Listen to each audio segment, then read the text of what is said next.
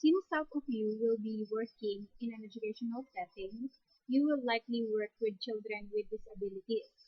In the past, public schools did little to educate these children. But today, children with disabilities must have a free, appropriate education. And increasingly, they are educated in regular classrooms. For example, here in Batangas City, there is only one public school that is catering children with disabilities, and that is Batangas City East Elementary School, if I am not mistaken. So in this chapter, we will study children with many different types of disabilities, as well as another group of children who are exceptional, those we call gifted. The learning goals for these chapters include to describe the various types of disabilities and disorders, explain the legal framework and technology advances for children with disabilities, and lastly is to define what gifted means and to discuss some approaches to teaching children who are gifted. For the first part of our discussion, we are first going to describe the various types of children with disabilities that are shown in this slide. Educators increasingly speak of children with disabilities rather than disabled children to emphasize the person, not the disability. Also, children with disabilities are no longer referred to as handicapped, although the term handicapping conditions is still used to describe impediments to the learning and functioning of individuals with, with disability that have been imposed by society. Example, yung isang bata is using a wheelchair. For example, hindi siya makagamit ng maayos ng bathroom because of the wheelchair she is using. So, yung paggamit niya ng wheelchair serves as the handicapping condition. That means, kapag sinabi natin handicapping condition, yun yung mga barriers to education specifically. To start our discussion with learning disabilities, I presented here three students. Each of these students has a learning disability. So sa first case, we have Bobby's second grade teacher who complains that his spelling is awful. So we can say that Bobby might be experiencing dysgraphia or difficulty in handwriting because the main concern of his teacher is about the numerous spelling errors of Bobby. Then in the second situation or example, we have an 8-year-old Tim who says that reading is really hard for him and a lot of times the words don't make much sense. So we can say from the information given that Tim might be experiencing dyslexia or the impairment in the ability to read and spell. Then for the last example, we have Alicia, who despite having a good oral language skills, is experiencing difficulty in computing correct answers to arithmetic problems. So with the last example, we can say that Alicia might be experiencing dyscalculia or the difficulty in mathematical computations. So later this chapter, we will be discussing one by one what are these learning disabilities. So first, let us define what learning disabilities are. A child with learning disability has difficulty in learning that involves understanding or using spoken or written language. Maaaring sa form ng listening, thinking, reading, writing, and spelling difficulty ng bata. So, when we say learning disability, yung disability ay sa perception or sa pag-process ng information efficiently and accurately. Then yung difficulties with learning foundational academic skills in reading, writing, or mathematics. There should also be no other diagnosed problem or disorder. Example, kaya lang nagkaroon ang bata ng learning disability is due to other disorder like for example, visual, hearing, or motor disabilities. Or for example, kaya lang na-develop yung learning disability niya is because of intellectual disability or emotional disorders or yung iba pang factors. Dapat, yun lang talaga yung dahilan kung bakit na-develop or nagkaroon ng bata ng learning disability. Of course, most learning disabilities are lifelong. So compared with children who do not have a learning disability, children with a learning disability are more likely to show poor academic performance, high dropout rates, and poor employment and post-secondary education records. The most common academic areas in which children with a learning disability have problems are reading, writing, and mathematics. So, whenever a children is diagnosed with a learning disability, we should specify what kind of learning disability that children is experiencing. Sa reading ba, sa writing, or sa mathematics. So, specify natin if with impairment in reading, nahihirapan ba ang bata sa phonological skills and comprehension? Inaccurate ba yung kanyang pagbasa at yung fluency or rate ng kanyang pagbasa? Then, specify din natin, for example, kung yung impairment is in written expression or yung tinatawag nating dysgraphia. Nahihirapan ang bata magsulat or inaccurate yung kanyang spelling, yung pag-use ng grammar and punctuation, and of course, yung clarity and organization kanyang written expression. Then lastly, specify natin if with impairment in mathematics. So, inaccurate ba yung calculation niya at saka yung kanyang mathematical reasoning and mathematical computation, number sense, or simply memorization ng arithmetic facts. So, yung precise cause ng learning disabilities until now have not yet been determined. So, intensive instruction over a period of time by a competent teacher can help many children with this learning disability. So, improvement in children's reading skills and changes in brain regions involved in reading often require early intervention and or intensive instruction in reading. So aside from learning disabilities, children can also be diagnosed with attention deficit hyperactivity disorder or yung tinatawag natin na ADHD. So ano ba ang ibig sabihin kapag ang isang bata ay mayroong ADHD? So meron silang impairing levels ng inattention, disorganization, and or hyperactivity or impulsivity. So depende sa characteristics ng bata na may ADHD yung kanilang diagnosis. Maaari kasing ang ADHD ng isang bata is predominantly in attention or inattentive lang yung bata. Maaari din namang ADHD with predominantly hyperactive or impulsivity or maaaring combination ng both inattention and hyperactivity or impulsivity. So ano ba kapag inattentive ang bata? Ito yung mga bata na ang hirap na hirap mag-focus sa isa lang bagay at mabilis silang ma-bored sa isang gawain sa konting oras. Hindi sila makapag-focus.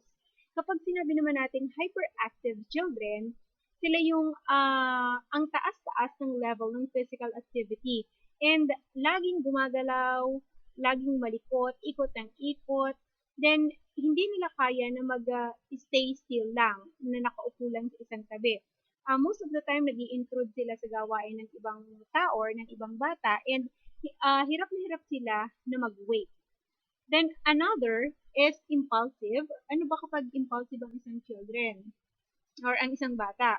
So, ibig sabihin, ito yung mga bata na nahihirapan na ma-restrict yung kanilang action or mapigilan yung kanilang gagawin. Sila yung kapag gustong sumigaw, kasi galit na sila, sisigaw yan, or magwawala yung bata.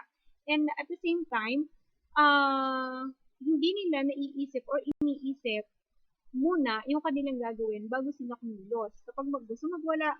Kapag gusto sumigaw, sisigaw na lang yung bata.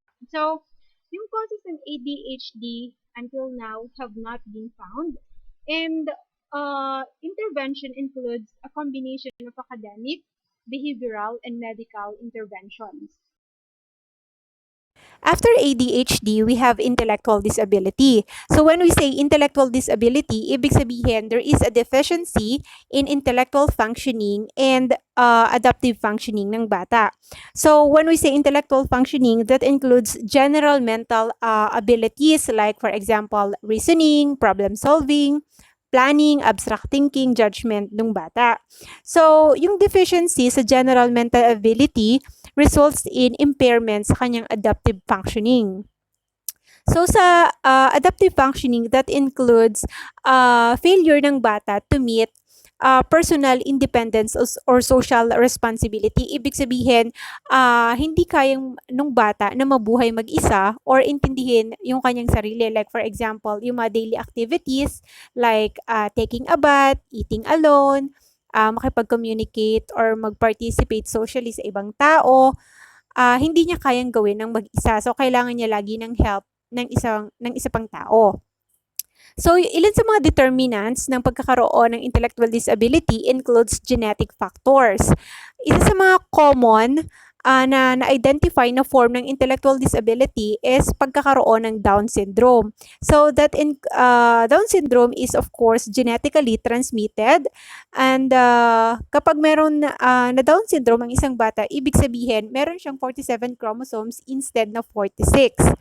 So, ang mga bata na may Down syndrome ay merong rounded face, flattened skull, merong extra fold na skin sa kanilang eyelids, expanded yung tongue, short ang limbs, and of course, motor and mental disabilities.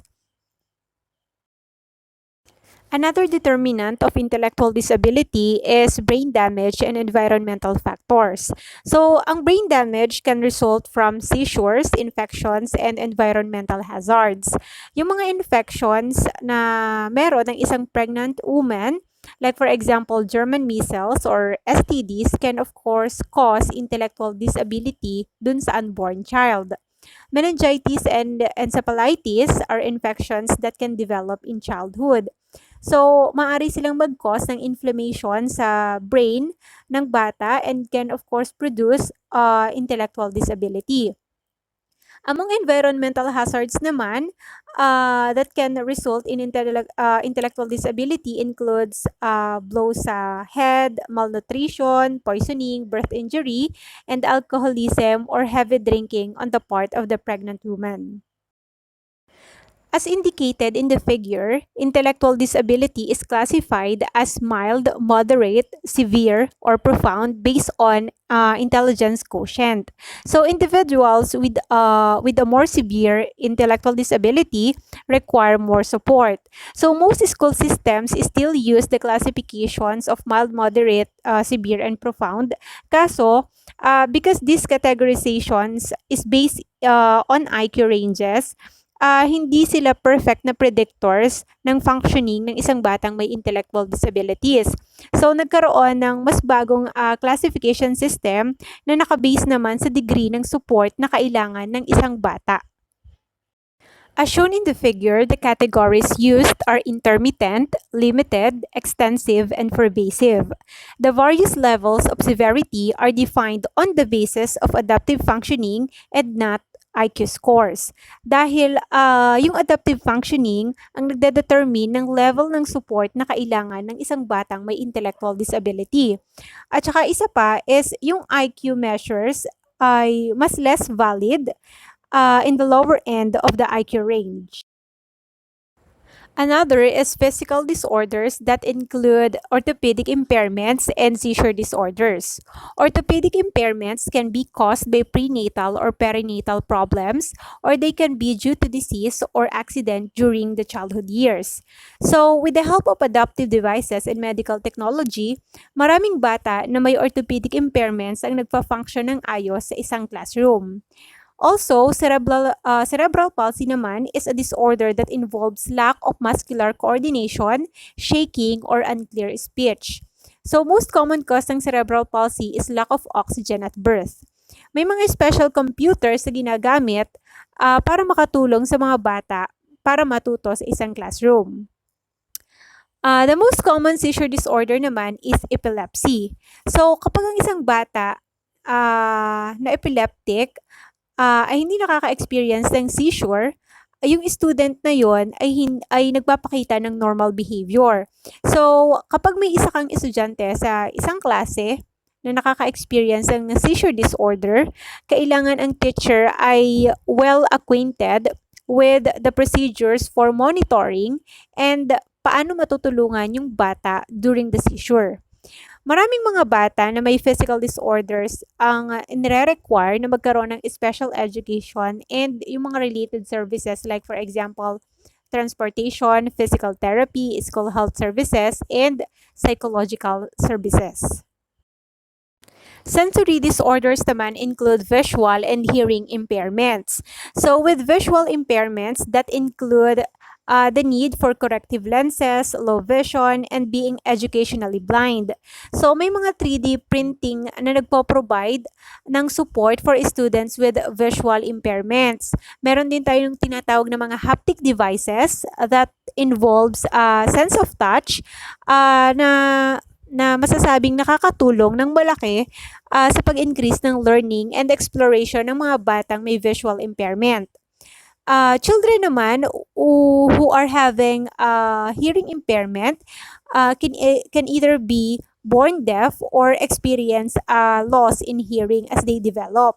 So, may dalawang categories ng educational approaches para matulungan yung mga bata with hearing impairments. So, we have oral and manual. Oral approaches include lip reading, speech reading, or yung mga pagre-rely sa visual cues habang nagtuturo kung paano bumasa.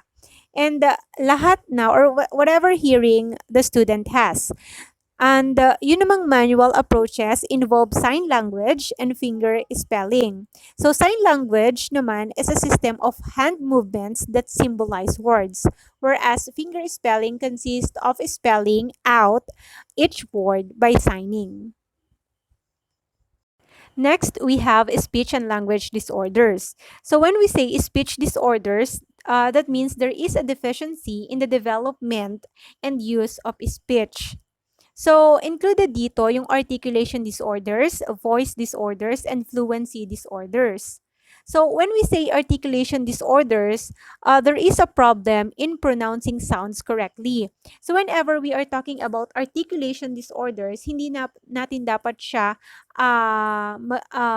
hindi dapat tayo magkaroon ng confusion with stuttering or yung tinatawag natin na fluency disorders. Kapag sinabi nating merong articulation disorders, tandaan natin lagi yung acronym na SODA. So, S for substitution. Minsan pinapalitan ng bata yung letters ng isang salita. Kapag binabanggit niya yon, maaaring utal siya or nahihirapan siyang bigkasin yung sound ng letter na yon. Kaya nagkakaroon ng substitution. Another, O, omission. Dahil nahihirapang bigkasin or articulate ng bata yung sound ng isang letra, ino-omit na lang or hindi niya na lang sinasabi yung sound ng letter na yon. Then another is D, distortion. So since nahihirapan i-articulate ng bata yung sound ng isang letter or ng isang term, nagkakaroon ng distortion or pagbabago ng salita. Then, the last one, A, is addition. So, nadadagdagan yung letters or yung sound ng isang salita.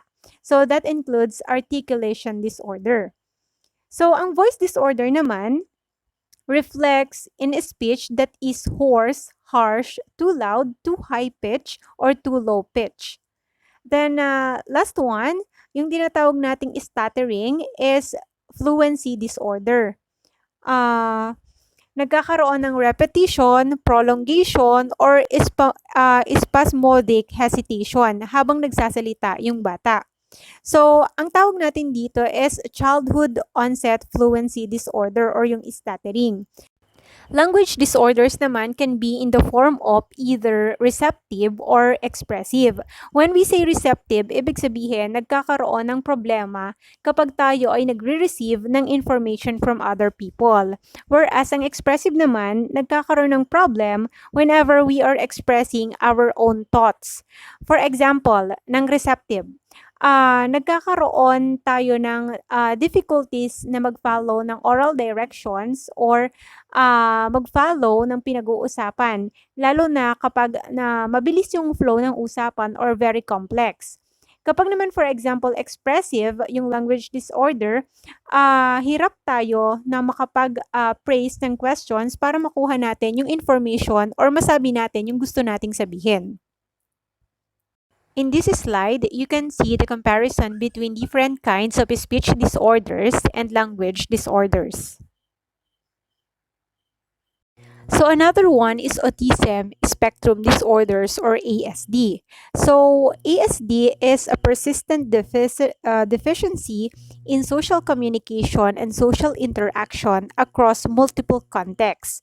So included dito yung deficiency in social reciprocity, nonverbal communicative behaviors na ginagamit ng isang normal na tao kapag nagkakaroon ng social interaction or yung mga skills na kailangan para makapag-develop, makapag-maintain, and maintindihan natin yung relationship natin with other people.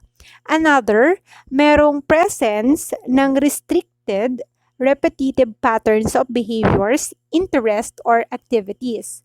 So dati, ang Asperger is being differentiated with ASD in the form of severe or mas severe ang ASD compared with Asperger. But now, those who were previously diagnosed with Asperger is given na ng diagnosis na ASD. Then yung cases naman na hindi pwedeng masabi na ASD, they are referred to as social pragmatic disorder na kabilang naman sa communication disorder. So currently, autism is being agreed as a brain dysfunction characterized by abnormalities in brain structure and neurotransmitters. So may mga genetic factors na nagpa-play ng role sa pag-develop ng autism. Of course, there is no evidence pa that family socialization causes autism. So, intellectual disability is present in some children with autism while others show average or above average intelligence. So, ano yung mga interventions na pwede with children with ASD? So, nakaka-benefit sila from a well-structured classroom, individualized instruction, and small group instruction.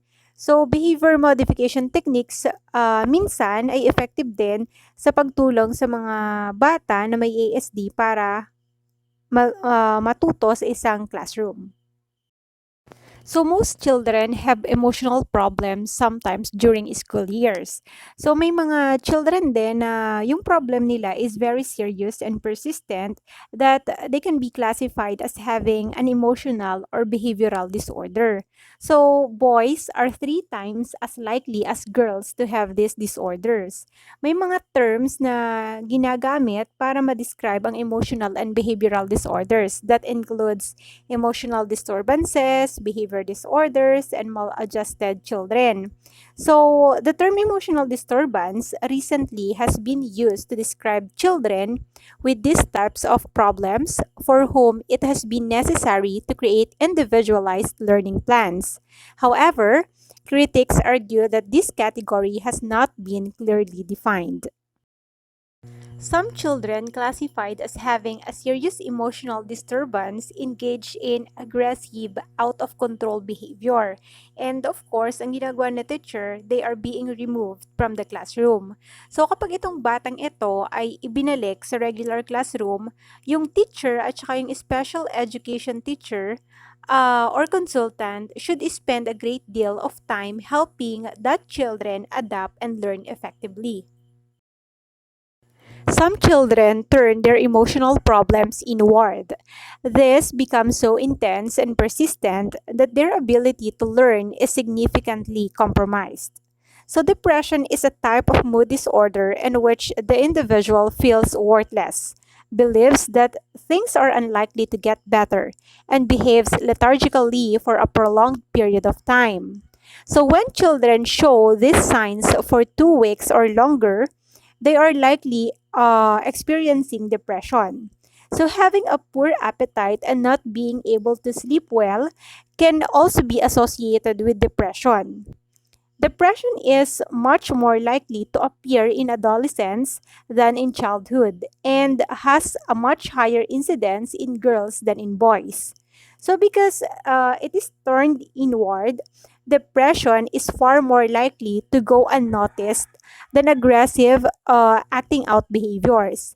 So, if you think that a child has become depressed, have the child meet with a school counselor. It is normal for children to become concerned or worried when they face life's challenges. Pero may mga bata na intense at prolonged yung kanilang fear or yung kanilang anxiety na nararamdaman to the point na nakakaapekto na yun sa kanilang school performance. May mga estudyante na yung kanilang personal or school-related fears ay nakakapag-interfere with their learning. So, if a child, for example, shows marked or substantial fears that, of course, persistent, you should, being the teacher, you should see or you should have the child see the school counselor. After describing the various types of disabilities and disorders, we are now going to explain the legal framework and technology advances for children with disabilities. So in 1975, Congress enacted Public Law 94 to 142 or the Education for All Handicapped Children Act. This required that all students with disabilities be given a free, appropriate public education and which provided the funding to help implement this education. In 1990, Public Law 94 to 142 was reorganized as the Individuals with Disabilities Education Act or simply IDEA. So IDEA was amended in 1997. Two of its amendments includes positive behavioral support and functional behavioral assessment. So when we say positive behavioral support, that focuses on culturally appropriate application of positive behavioral interventions to attain important behavior changes in children. Whereas, yun namang culturally appropriate na sinasabi natin refers to considering the unique and individualized learning histories of children, whether social, community, historical, gender, and so on. So, positive behavioral support especially emphasizes supporting desirable behaviors rather than punishing undesirable behaviors in working with children with a disability or disorder. So, functional behavioral assessment involves determining the consequences or what purpose the behavior serves, antecedents, what triggers the behavior, and setting events or the context in which the behavior occurs. So, functional behavioral assessment emphasizes understanding the behavior in the context in which it is observed and guiding positive behavioral interventions that are relevant and effective. So, it was again reauthorized in 2004 and renamed the Individuals with Disabilities Education Improvement Act. So, IDEA spells out broad mandates for services to all children with disabilities, as mentioned above. So, IDEA requires that students with disabilities have an individualized education plan or the so-called IEP. In general, IEP should be first related dun sa learning capacity ng bata. Second, especially constructed para ma-meet yung individual needs ng mga bata and not merely to copy what is being offered to other children. And lastly, IEP should be designed para mag-provide ng educational benefits among children. So under IDEA, the child with a disability must be educated in the least restrictive environment or LRE. So this means a setting as similar as possible to the one in which yung mga children na walang disabilities ay doon ine-educate. So dapat when we say less restrictive environment, yung setting at yung environment kung saan nagaganap yung learning ay kapareho din nung setting or nung environment kung saan nagaganap ang learning ng children who do not have any disability.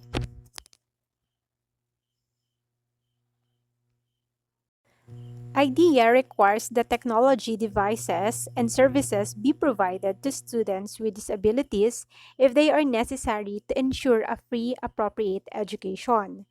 So, technology has two types that can be used to improve the education of students with disabilities.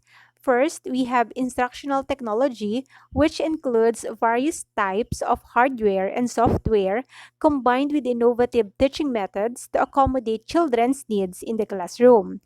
Second one is assistive technology, which consists of various services and devices to help children with disabilities function within their environment. Listed in this slide are several strategies for working with children with disabilities.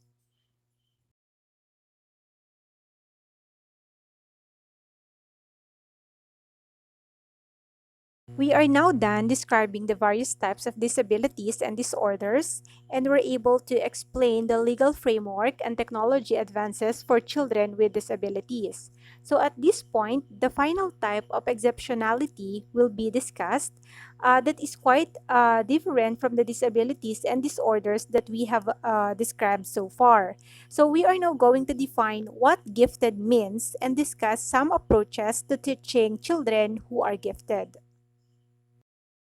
General intelligence, as defined by an overall IQ score, continues to be a key criterion in many countries' decision whether a child should be placed in a gifted program or not.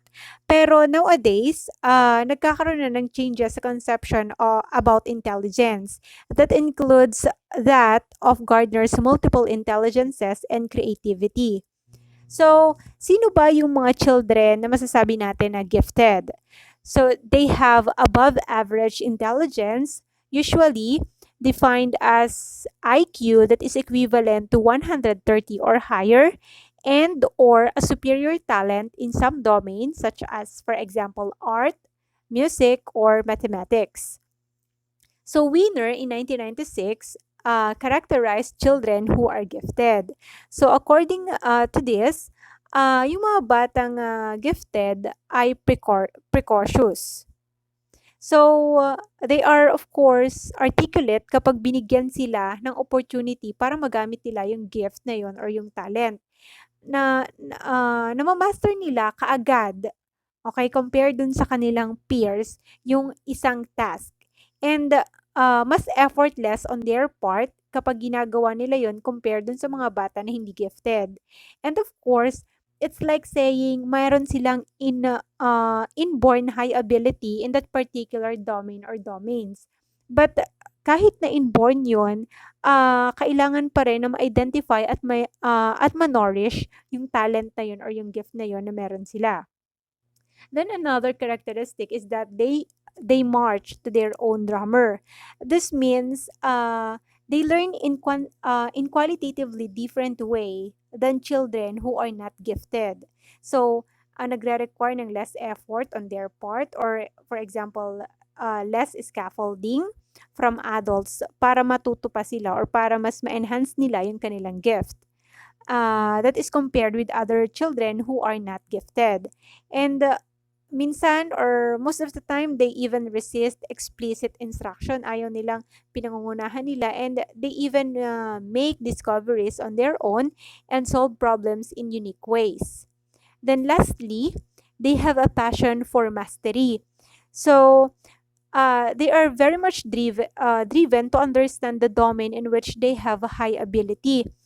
They do not have to be pushed by their parents to do this or para ma-enhance yung kanilang ability kasi meron silang innate motivation to do such. Two important issues in the education of children are, first, what roles do nature and nurture play in giftedness? And second, to what extent is giftedness domain specific? So, giftedness is likely a consequence of both heredity and environment. Developmental changes characterize giftedness. Deliberate practice is often important in the achievement of the gifted, and increasingly, the domain specific aspect of giftedness is emphasized. Educational programs available for children who are gifted include special classes or yung tinatawag nating pull-out programs. Another is acceleration, enrichment, mentor, and apprenticeship programs, as well as work or study or community service programs. Until now, may mga debate pa rin na nagfo-focus whether alin ba yung mas makaka-benefit sa children na gifted, acceleration or enrichment programs. So, children who are gifted increasingly are being educated in the regular classroom. Some experts recommend that increasing the standards in the regular classroom will help children who are gifted, although programs such as mentoring and additional instruction might be needed for children who are still under challenge. So, one concern is that the No Child Left Behind legislation has harmed the education of students who are gifted by focusing attention on students' deficiencies.